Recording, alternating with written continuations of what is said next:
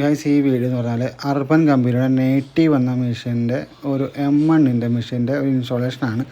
Normally നമുക്കങ്ങനെ ഈ ഒരു മെഷീൻ്റെ ഇൻസ്റ്റാളേഷൻ എടുക്കാനുള്ള അവസരങ്ങളൊന്നും കിട്ടാറില്ല. പൊതുവെ എപ്പോഴും ബിസി കസ്റ്റമറൊക്കെ ആയിരിക്കും. ഇപ്പോൾ നോർമലി ഇപ്പോൾ നമുക്കൊരു കസ്റ്റമറെ കിട്ടിയതുകൊണ്ട് നമ്മൾ അതിന് ഇൻസ്റ്റാളേഷൻ വീഡിയോസൊക്കെ മൊത്തം എടുത്തതാണ്.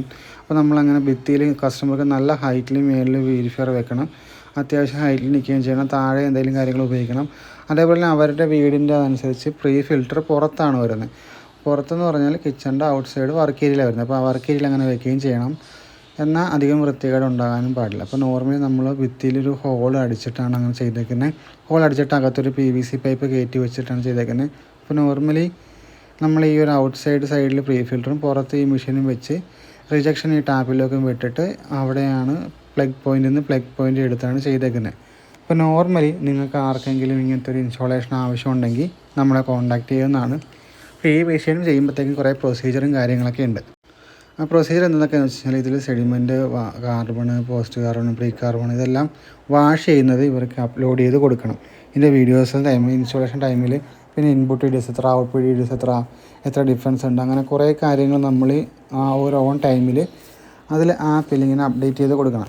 അപ്പോൾ നിലവിൽ ഇവർ 2 ഇയർ വാറണ്ടിയാണ് കൊടുക്കുന്നത്. എൻ്റെ ഒരു അഭിപ്രായത്തിൽ 2 ഇയർ വാറണ്ടി കൊടുത്തിട്ട് ഇവർ ഇയർ ഫിൽറ്റർ മാറുമെന്നാണ് പറയുന്നത്. കാരണം നമ്മൾ കേരളത്തിൻ്റെ ഇതൊക്കെ വെച്ച് നോക്കുമ്പോൾ നോർമലി അത്ര ഹൈ TDS ഒന്നും ഇല്ലെങ്കിലും നമ്മൾ കസ്റ്റമേഴ്സൊക്കെ നോർമലി 1 വർഷം കൊണ്ടൊക്കെ ഫിൽറ്ററൊക്കെ മാറിയാണ് ആ ഒരു കൾച്ചറിലാണ് പോയിക്കൊണ്ടിരിക്കുന്നത്.